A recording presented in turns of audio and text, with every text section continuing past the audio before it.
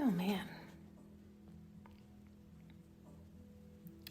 It's like I can't seem to take my own advice or get out of my own way, where I'm partly because I enjoy learning and discussing and thinking and hearing and analyzing and this kind of thing, for the enjoyment of that.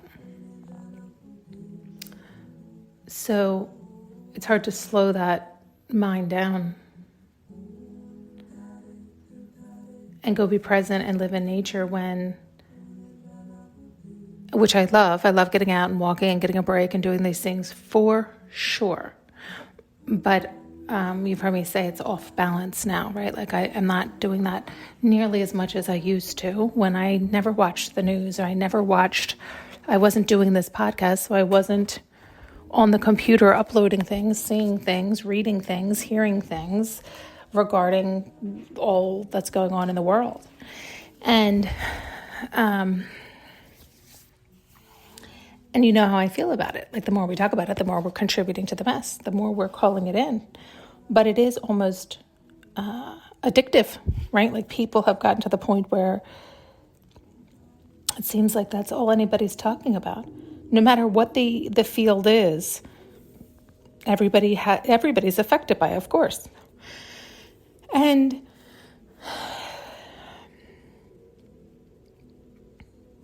I guess I was thinking this morning how it's so interesting what we deem as right for us, that feels good for us, right? So, if you grew up in lack, or you grew up in poverty, or you grew up thinking you weren't enough, or you were less than, or whatever the case may be, whatever that wound was, will be the thing that you seek out as an adult, because you feel like you need to make sure to fill that so you can feel at peace and ease. And so I think for a lot of people, money has been that filler, right? If they can make more than a decent living, everybody wants to make a fortune, which I'm just saying, so if they feel like if they can really make it, if they can really do that, then they'll feel at peace. They'll feel good, which I get. I mean, I agree. I'd like that too. And so they start down that path, which they'll follow whatever lead or whatever avenue they think will get them to that arrival. And yet, all while not loving themselves or listening to themselves, right? In other words, they might be good at something, but they don't love it, or they don't like to do it. And, but they know they're good at it. And so they think they can really make a ton of money doing it. And so they're like, well, I'm just going to do it because I can make a ton of money doing it, and I am really good at it, and I'm just going to go at it, and I'll just really make a ton. And then I can always get to the things I love. And if we take this down to an even smaller scale, I think a lot of men and a lot of families, this is a dynamic where I've had many of friends, and me included, who, you appreciate the husband working hard to support the family. And it's also, you wanted a husband, right? You wanted to have that unit and feel like you were a partnership and a family unit, and you were doing it all together. But oftentimes you see all throughout the world, men will work so much that their wives and their families feel neglected. And then they feel guilty for wanting more of the husband, who, it's like, which is which? Is the husband doing it for the family, or is he doing it for his own ego, or a little bit of both? At what point does it balance out? And that's not always discussed. It's like the egos take over in everyone and run the show. And the units start to run on fear, not on love. Because if it was run on love, it wouldn't be out of balance. It's only out of balance because it's run out of egos. And then you'll hear lots of stories, lots of, more, I think, in like the self-help or self-development arena, you'll hear this story all over the place about how, that's the thing they ask people on their deathbed or close to what is the one thing you wish you did different? I wish I spent more time with my loved ones, with my family. I wish, but instead I worked and pushed and worked and pushed. And I imagine it is an extremely difficult thing, even if they are running from love. It's an extremely difficult thing. They do need to provide for their family, and that's out of love, and they want to love their family and they want to be there with their family. And so finding that balance is a challenge. And so that's a beautiful challenge to have, right? But oftentimes it's not taken as one. It's taken as almost on as a burden, and anger and resentment get built in, right? The anger and the resentment of, I have to work to provide all this stuff, and I'm tired of fucking working too, but yes and no, they love it too. So it's like all this mess gets in. My point is you're hearing all these dire straits of all these predictions of all these people of where the world is headed based on a million factors. And we've gotten here a million times. Really, right? Like, how many times have you heard it's the end of the world, right? Like, how many times a century does that scare come in? And then we get a hero. And yeah, there's always that last time when it's like, oh, there's no hero coming this time. So there's always that scenario that's in play. That can happen tomorrow. There's no promise of tomorrow. There's no promise of today. You could walk out and get hit by a bus today. And so it's almost like that fact is becoming more and more glaringly obvious in people's lives, where they're realizing more and more, oh, am I happy? Oh, this is it, right? And then you'll hear, I've heard for the past, and again, this probably happens in every generation, but, I have noticed in my realm that in probably the past 20 years or so, people have been moving more and more to more land and starting to farm their own land and do all these things so that they have a sustainability, right? Like, if the world were to end tomorrow, their life, they're able to sustain their life and their lifestyle, and they've figured it all out. They figured out how to live and do the proper drainage for rainwater and have it filtered properly before it enters the house, but then they live on that. They figured out the ways to dig underground so that they have that ventilation and they have the airflow for the air conditioning. They have figured out all these things to do without having power, without having, they have the cows and the cattle and the chicken. They have set up as best they can set up so that but again, that's also living in fear. It's living with, okay, if this is the end of the world, let's set ourselves up the best way. And so one will never know until it happens, right? So, we can always be fed propaganda where, especially if you're stuck to your screen and you're not out and out in your day, you don't know if it's real or if it's fake. And nonetheless, my point is I feel like a lot of times we are driven by fear to go get all that money. But then now that you have the money, you're on your deathbed and glad you have your bag of money. Did you live your life? Oh, no, I was just chasing my ego and my wound and run around like a nut. And same with the people who even go out. Like, are you going out to farm and be on the land because it feels amazing? Because some people love that. To me, there's a lot of things about that life that I think sound really wonderful. But I also think there's a lot of things about that life that sound horrific, and that it's really hard work. And then you really are tied to that land. Like, the amount of responsibility setting up something like that and living like that does not allow for you to be a jet setter. You don't get to travel like that. Like, the cows need to be fed every day. That chicken, do you know what I'm saying? Like, it's not, you are on. It's like you're both tied to one another 24/7. There is no break, vacation, go away for weeks at a time, months at a time. Like, none of that occurs. And so there's like everything. There's pluses and minuses to everything. My point is the people who decided to up their life and go do that, because did they do it because of that? Or did they have enough fear and scare in them that doomsday is coming? So let's do this. This is our, quote, best bet. And so then they go live that life. They die there. They could probably be very happy they did all that. But was that their truest heart's desire? Was it? Or was it an option out of fear?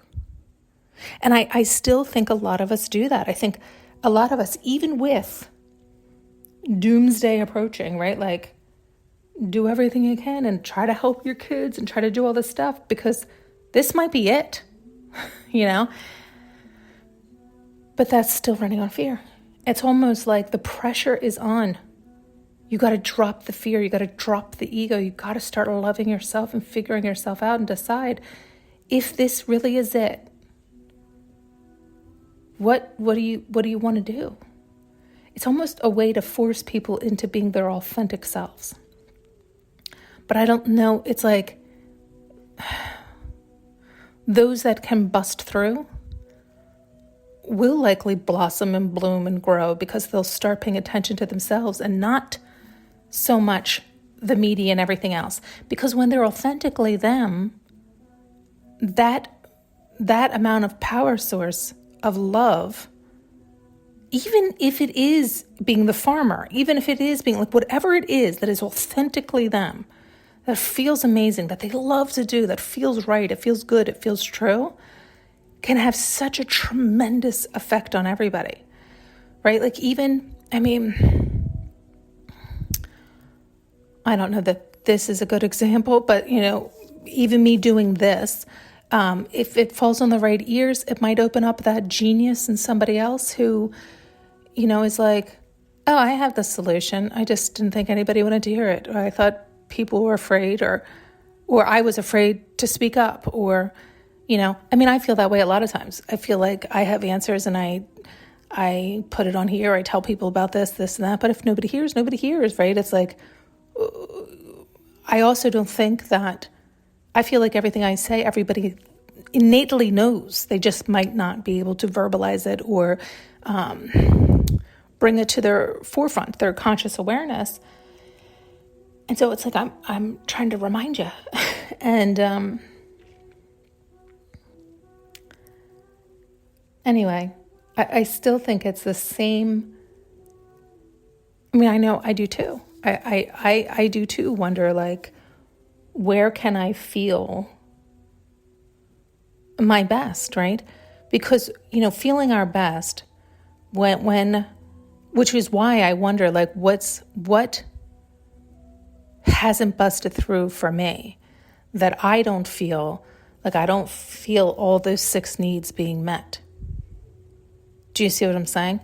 So it's like there's still, and I know there's always work to be done, but there's still, it seems like changes that need to be made for myself as well to feel that breakthrough, feel that full blooming and blossoming. And even if it means, and not that we want that, but even if it means the very next day it's the end of the world, won't you be glad you bloomed into your best version on that last day? But like everything, people can take it either way. People can look at it as a doom and gloom and become suicidal and depressed and don't get me wrong, I get that. I totally get that. But it's useless. It's worthless. It's staying stuck in the past and wasting more time and energy of your present now that is already being sped up. So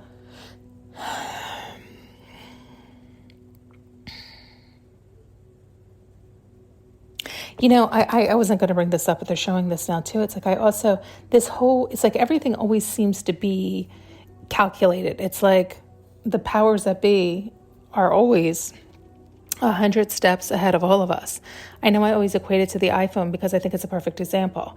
It's like there's plenty of people who saw where everything was going way back when, and they were like, well, we can't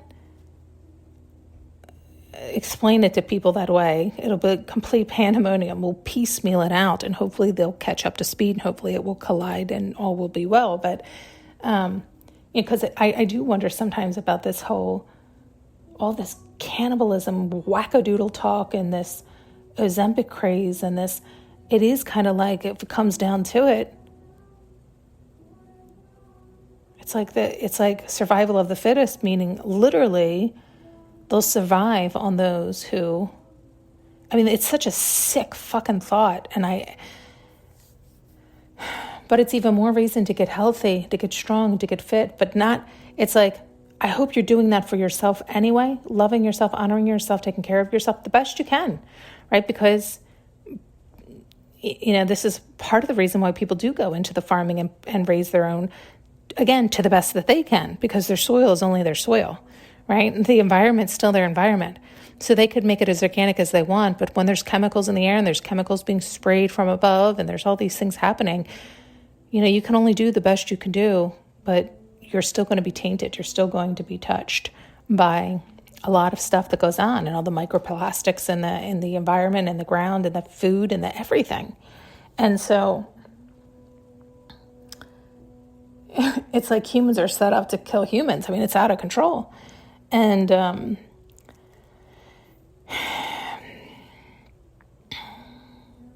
but so the point was, hopefully you are trying your best to live your best life and feel your best so that you feel your best, right?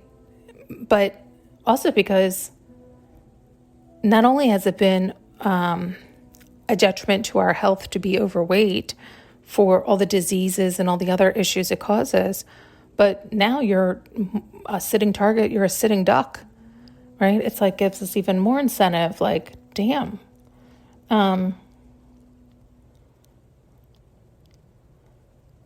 But I'm always an advocate because I've had to learn the hard way with many things, but to do it is the healthiest way you possibly can because it's more sustainable, because it does become your lifestyle. It does become. So if there's the shortage of the Ozempic craze, then you're not dependent on it anyway. You know what I'm saying? Like,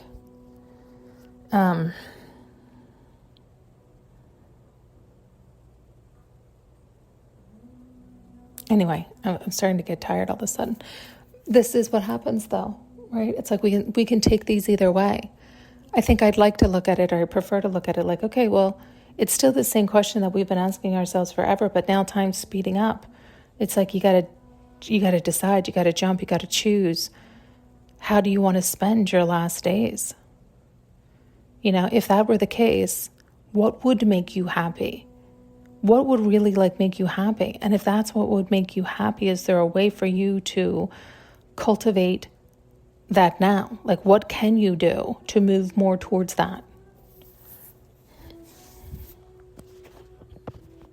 Thanks so much for tuning in and listening. You can now purchase an audio journey with me using the link below.